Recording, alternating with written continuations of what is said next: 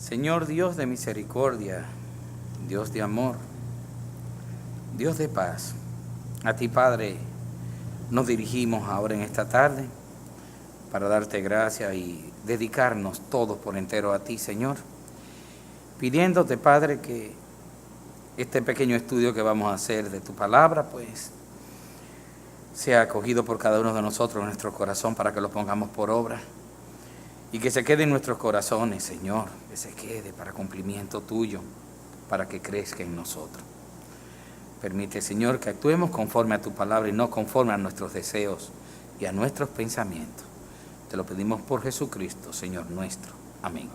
Siéntense, hermanos.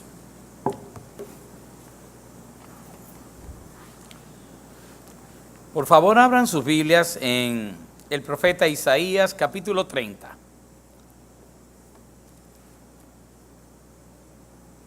Profeta Isaías, capítulo 30.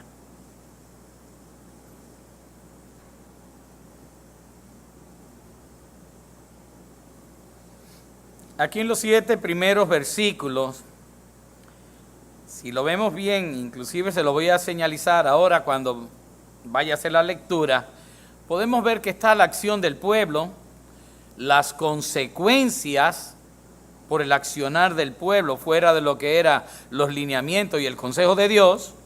En tercer lugar, la conclusión, y en cuarto lugar, el consejo final, en 7 versículos tan solo. Ya todos lo tienen. Amén. Y dice así: ay de los hijos que se apartan, dice Jehová, para tomar consejo, y no de mí, para cobijarse con cubierta, y no de mi espíritu, añadiendo pecado a pecado, que se apartan para descender a Egipto, y no han preguntado de mi boca, para fortalecerse con la fuerza de Faraón, y poner su esperanza en la sombra de Egipto. Pero la fuerza del Faraón se os cambiará en vergüenza, y el amparo en la sombra de Egipto en confusión, cuando estén sus príncipes en Zoán y sus embajadores lleguen a Hanes. Todos se avergonzarán del pueblo, que no les aprovecha, ni los socorre, ni les trae provecho. Antes les será para vergüenza y aún para oprobio. Pasen al 7. Ciertamente Egipto en vano e inútilmente dará ayuda. Por tanto yo le di voces, que su fortaleza sería estarse quietos. Esto viene siendo, vamos a ponerle de título, consejo y ayuda inútil. ¿Y de qué sirve un consejo o una ayuda inútil? Es vana, no sirve de nada. Y eso es lo que nosotros vamos a tratar de ver esta noche, cómo el buscar en el lugar o con las personas que no son las propicias, la ayuda que nosotros requerimos, pues es sencillamente en vano y va a ser para vergüenza nuestra. La acción del pueblo fue sencillamente apartarse de Jehová para tomar consejo ¿de qué? Tomar consejo de los disque sabios que tenía Israel, los cuales le remitían a que había que bajar a Egipto, había que descender a Egipto y no preguntarle a Dios. Las consecuencias, bueno, que iban a ser avergonzados y que no les iba a aprovechar de nada, sino que sería para vergüenza y aún para oprobio. Y la conclusión ciertamente, dice el Señor en el verso 7, que en vano e inútilmente Egipto dará ayuda. Y estaba aún el consejo que decía, por tanto yo le di voces, que su fortaleza sería estarse quieto.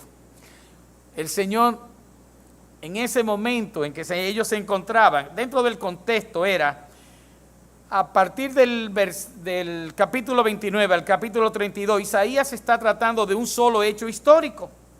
Y era cuando el rey Ezequías intentó hacer una alianza estratégica y política con el faraón de Egipto en busca de que fueran juntos ambos a la guerra contra Asiria, porque el reino de Judá, que era el reino del sur, así como el reino del norte, que era Israel, estaban siendo amenazados por el rey Senaquerib, que era el rey de los asirios.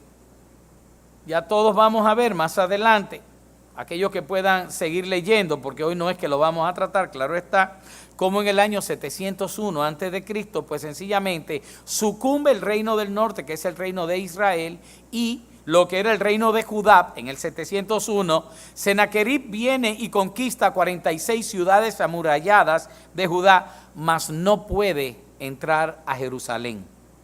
Jerusalén fue protegida por Dios y no pudo entrar.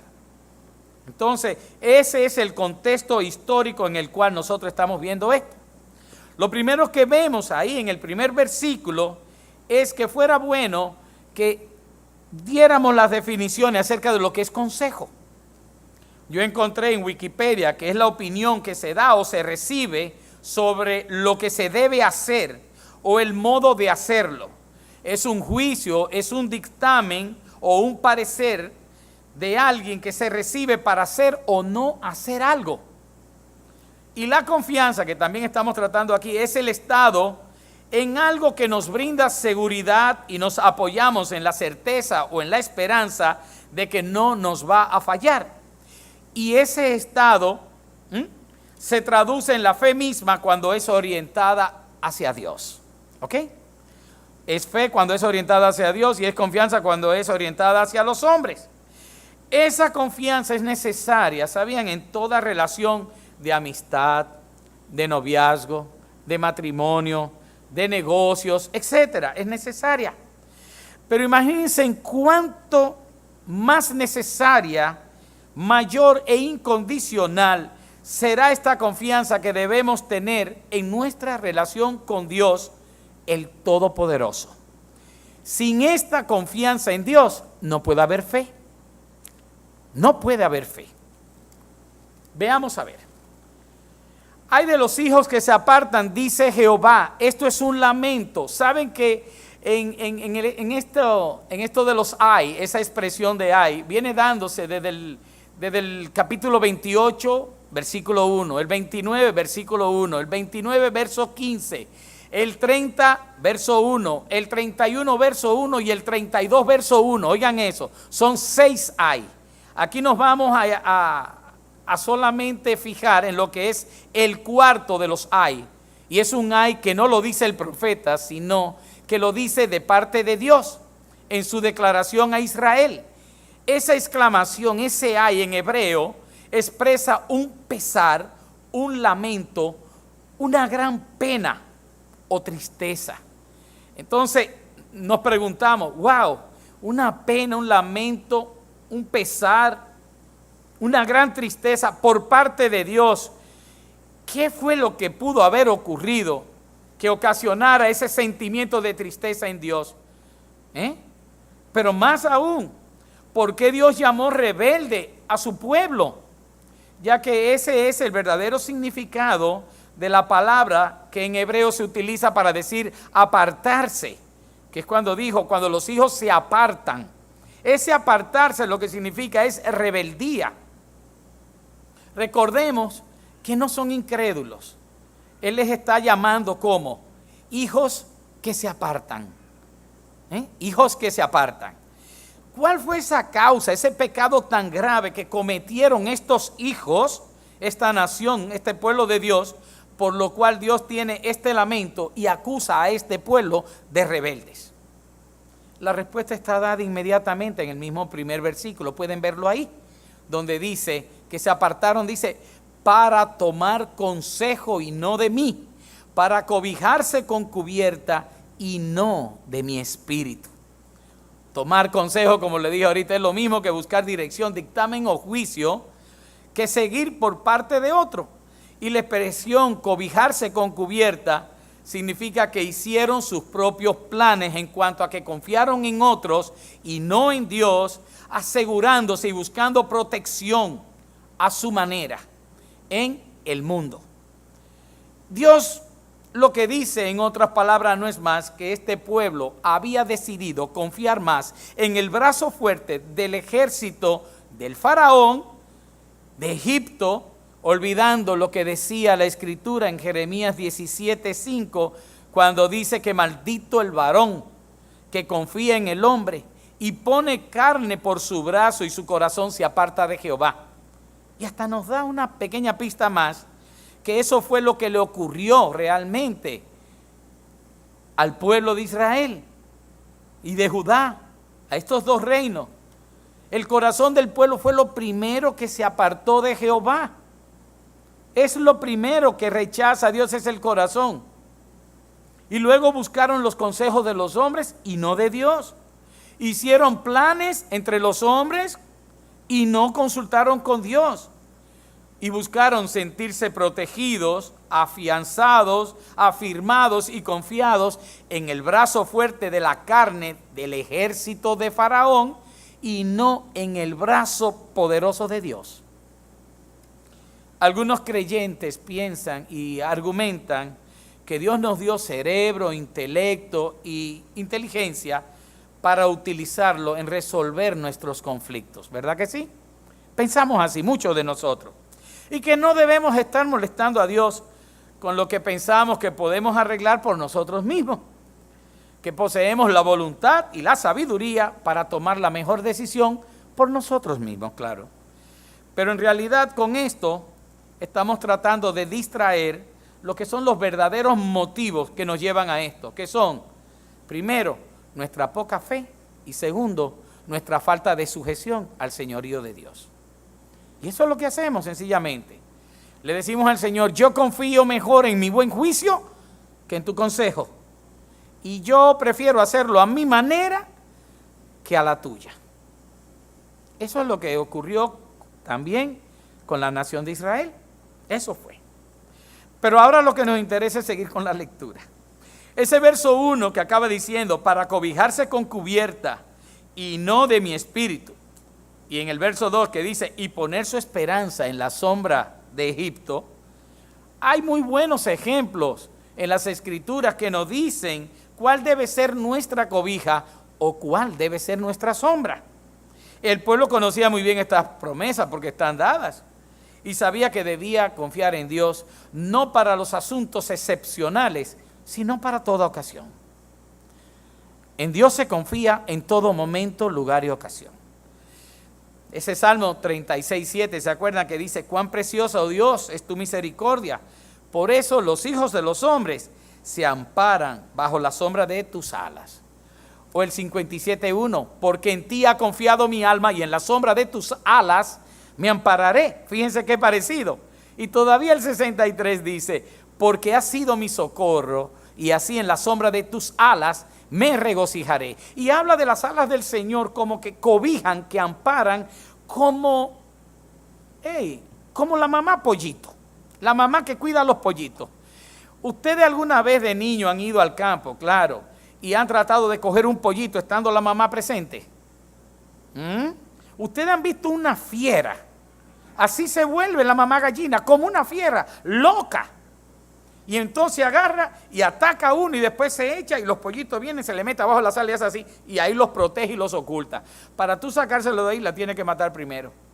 En estos días estaba viendo un perro que se acercó mucho a una mata donde había un ruiseñor con un nido. Y parecía un kamikaze de esos de los japoneses de los años 40. Como ese ruiseñor venía y se lanzaba, pero en picada así con el perro, un animal de este tamaño, un ruiseñor de este tamaño, y lo picaba, lo golpeaba, ¡pum! O sea, hay que ver cómo defiende a su cría un ave. Increíble. O cuando viene un guaraguá o un cernícalo, un pequeño halcón, cuyaya, de los que tenemos aquí cerca de un nido, de un ruiseñor o de una golondrina, eso es un show digno de verse. Pues así mismo el Señor hace esa manifestación o hace ese ejemplo, ese simbolismo, que de igual manera como ese animal sabe proteger a su cría, el Señor protege a sus hijos debajo de sus alas. Y más fuertes son las alas del Señor que las de cualquier avecilla. ¿Quién podrá sacarnos de debajo de ellas? ¿Quién podrá quitarnos el cobijo de protección y de resguardo que Él nos da?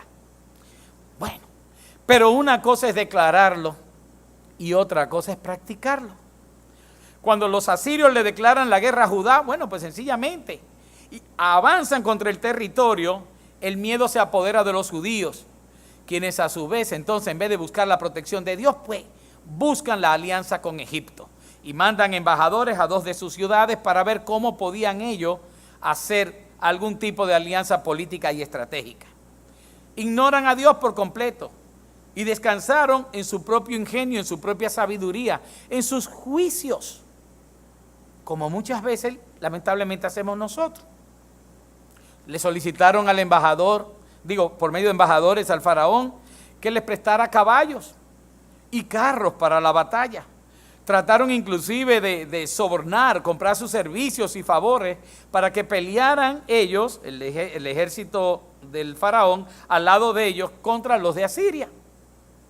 En resumen, buscaron seguridad y fortaleza con el faraón, con aquellos que en otra época les habían traducido a ellos durante siglos en una barbarie de esclavitud y de oprobios, en lugar de buscar al Dios que les libertó de esa esclavitud de Egipto.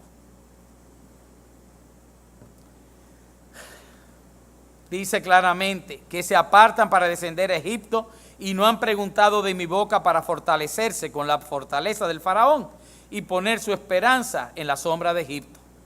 Lo que estuvieron buscando fue una falsa seguridad, sencillamente.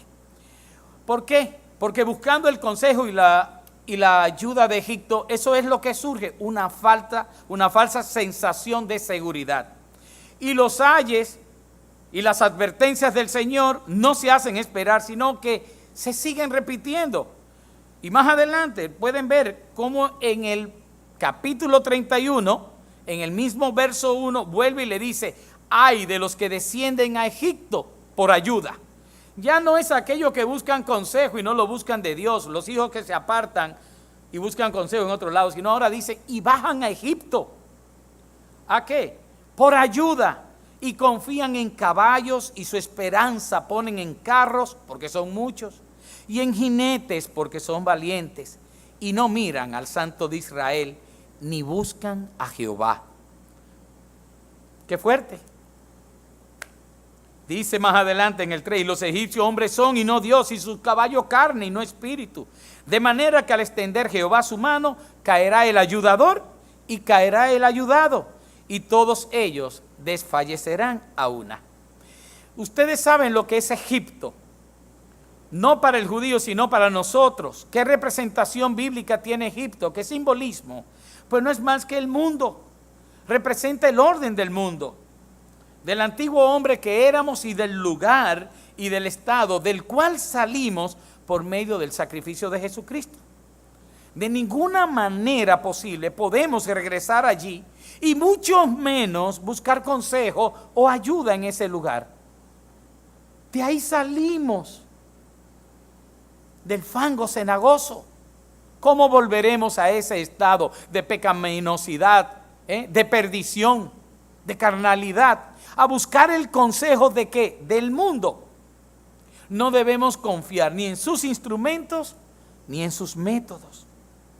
Anteriormente yo había dicho que el problema que se estaba tratando de ocultar muchas veces con esto es que la fe es poca y que hay una falta de sujeción al señorío del Señor. Y es claro que es así. Ocurre que la fe nos enseña a creer en cosas no visibles, sino espirituales, no tangibles ni cuantificables. Y esto le cuesta mucho a esta frágil carne. A nuestra mente esto le parece como si fuésemos a dar un salto al vacío, igualito. Ahí hay una canción muy preciosa de Jesús Adrián Romero que dice: esperar en ti, qué difícil es, qué difícil es. Mi mente dice: no es posible. Pero no es nuestra mente la que tiene que gobernarnos, es el Espíritu del Señor en cada uno de nosotros. Porque estas cosas no pueden ser discernidas ni por nuestro corazón ni por nuestra mente. Solamente si tenemos un corazón transformado y una mente renovada, entonces podemos discernir esto con esa mente nueva y ese corazón nuevo que Dios nos ha dado. Cuando esto le ocurre a un creyente que no puede discernir realmente este asunto, sino que se queda corto, no es más que todavía está tomando leche, no está comiendo viandas, como decía el apóstol Pablo en los Corintios, que su fe todavía es poca, que es como un niño en la fe y es corta su visión, al igual que su discernimiento. Los que se apartan del Señor siendo sus hijos, claro, porque el que no es sus hijos no se puede apartar porque ha vivido apartado siempre, es un rebelde, ya que conoce de Dios, conoce del poder de Dios, sin embargo, no se somete a Dios y no procura el consejo de Dios. Muchas veces prefieren confiar en los múltiples recursos que tienen a su disposición y ponen en ellos su esperanza. Y ya que se sienten seguros en ellos y piensan, Dios sabe de religión, Dios es Dios para lo que yo no puedo alcanzar, lo que es imposible para alcanzar por mí, pero para las otras cosas yo estudié y me preparé en una universidad, pues para eso puedo yo, para eso yo me basto. Y no es cierto. Así quizás pensaron, los de Israel y los de Judá. Podemos bastarnos con el ejército con que nos vamos a aliar, el ejército del faraón. Sintieron más seguridad en los carros, en los caballos y en los jinetes y sus recursos, porque eso era lo que estaban viendo y eso era lo que le hacía tener esa falsa sensación de que estaban cobijándose en lo seguro. Una confianza falsa en seguridad, que no es así. Creyeron que no necesitaban a Dios, sino que necesitaban fuerzas, que necesitaban estrategia militar. Y ya ustedes ven, el consejo de Dios es que se estuviesen quietos. ¿Cómo que me esté quieto? Y vienen cientos de miles de hombres contra mí. ¿Cómo que me esté quieto? Y es muchas veces como el Señor también nos manda a decir a nosotros, estate quieto y confía que yo haré. Y no sabemos. Y solamente recurrimos a Dios después que hemos quemado, todas las posibilidades anteriores, y al final nos vemos y decimos, ahora sí, Señor, nada más me quedas tú como último recurso. El Señor no debe ser nunca nuestro último recurso. El Señor tiene que ser nuestra primera opción, nuestro primer recurso. Debe ser ir a la presencia del Señor, buscar el consejo de Dios. ¿Dónde? Es las Escrituras, dice el que el consejo de Dios es para todas las edades, es por siempre. El consejo de Dios no tiene vencimiento. El consejo de Dios siempre busca el bien para nosotros porque Él nos ama. Pero muchas veces, en vez de eso, somos rebeldes y confiamos en hombres que son iguales que nosotros, con nuestras mismas habilidades, pero también con nuestros mismos defectos. Podrían tener algo de destreza, algo de sabiduría, que delante de la sabiduría de Dios no es más que de necedad. Entonces, ¿qué pudiera yo decir? ¿Dónde buscaremos consejo? ¿Y dónde encontraremos ayuda en los tiempos de tribulación, nosotros los creyentes?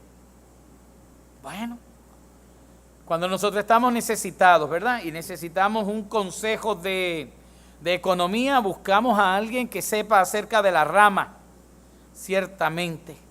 Pero cuando nosotros estamos en medio del turbión, de la tormenta, estamos siendo atribulados o estamos pasando por pruebas difíciles, como todos hemos y seguiremos pasando hasta que el Señor nos llame, pues lo más seguro y lo preferible es buscar el consejo de Dios, que nos puede ser dado ya sea por medio de su palabra, ya sea por medio de la oración, o ya sea por medio de una oración contestada a través del consejo sabio de un hermano que basándose en la palabra se refiere a nosotros. Hay muchas formas en las que el Señor puede indicarnos qué debemos hacer. Pero vuelvo y les digo, la palabra está llena de ejemplos que podemos tomar y podemos sencillamente adaptarlos a nosotros tal y como están. Y vamos a ver que el Señor siempre nos va a responder. Porque cuando nosotros vamos al mundo y buscamos el consejo de otro, lo que estamos diciendo es que ese consejero, hombre, tiene más sabiduría que nosotros y que nosotros estamos esperanzados en que nos dé la solución correcta a lo que nos está afectando. Entonces, estamos confiando en hombres. Estamos poniendo la fuerza en el brazo de ese hombre. Y cuando buscamos ayuda, primero es consejo y luego ayuda, es que estamos pretendiendo que el ayudador ciertamente posee la habilidad y los instrumentos necesarios para librarnos del trance o del problema en que nosotros estamos en ese momento. Y nos olvidamos que tenemos un Dios todopoderoso, como se olvidó Israel, que tenía que acogerse a Él, que tenía que confiar en Él, que tenía que creer en Él. Y muchas veces nos pasa eso. La sabiduría de los hombres, la de los hombres, dice Santiago, que cuando no es de Dios, es terrenal, animal y diabólica. La sabiduría que nosotros debemos tener es la que nos implanta el mismo Señor a través de su palabra y por medio de su Espíritu Santo. Porque por cuenta propia nosotros no hemos podido hacer nada bueno de nosotros mismos. Tiene el Señor que guiar nuestros pasos y nuestra decisión inclusive para que recurramos a Él. Por lo tanto, lo que debemos buscar en realidad es a Dios y no el consejo de los hombres. Job reconocía, me encanta el libro de Job, donde dice, con Dios está la sabiduría y el poder, suyo es el consejo y la inteligencia. Y Job 21 dice, el consejo de los impíos esté lejos de mí. ¿Se están dando cuenta? Esa es la trayectoria. Consejos de hombre, pudiendo yo tener el consejo de Dios al alcance de mis manos. El Salmo 33 que dice, el consejo de Jehová permanecerá para siempre. No que los tiempos cambiaron y que ya no es igual que antes. Mentira, mentira. Siempre el consejo de Dios vale para todas las épocas, permanecerá para siempre. Eso es lo que hay. O sea que en el momento en que nosotros estemos buscando tomar nuestras decisiones deben estar regidas por la santidad de Dios, por la ética y conforme al carácter santo de Dios. Y eso lo vamos a encontrar en la directriz de su palabra, que nos va a indicar cómo hacerlo de forma tal que agrademos a Dios. Y no que nosotros pensemos que vamos a salir bien librados, sino a la manera de Dios. Nosotros a cada rato en nuestras oraciones preferimos tener esa confianza en Dios, en nuestras alabanzas, en nuestra adoración, inclusive en nuestros cánticos. Pero cuando el día se torna gris, cuando se avecina la tormenta, cuando somos probados en nuestra carne, entonces muchas veces nos olvidamos del consejo de Dios. Hermanos, yo lo único que pretendo esta noche es que recordemos que en esos momentos es cuando más efectiva es la fe. Cuando la tenemos que poner en práctica y evidenciar la confianza que tenemos en Dios. Es en ese momento en que tenemos que confiar y esperar por su ayuda. Porque es inútil y en vano las voces de ayuda y los consejos que pretenden darnos del mundo. Por último, esa sombra que habla el Señor, que cobija sobre nosotros, es la sombra que debemos buscar. El Espíritu de Dios en cada una de nuestras decisiones debe estar presente. Es como si nosotros nos pusiésemos los lentes que dice, así Dios desea que lo veamos. Desde esa misma perspectiva de Dios debemos hacer las cosas. De igual manera vamos a tener nosotros que proceder. Guardémonos de buscar consejo y ayuda en el mundo, en Egipto, porque es vana. Busquemos el consejo del Altísimo y su sabiduría, que son por siempre, y entremos bajo el cobijo y la protección que Él nos brinda. Amén. Vamos a orar. Señor, que estas palabras nos queden en el vacío y que tarde o temprano sabemos que tenemos que ponerla en práctica, Padre, en el momento en que llegue la aflicción, pues tomemos de este recurso tan grandioso, Señor, que es el confiar en ti.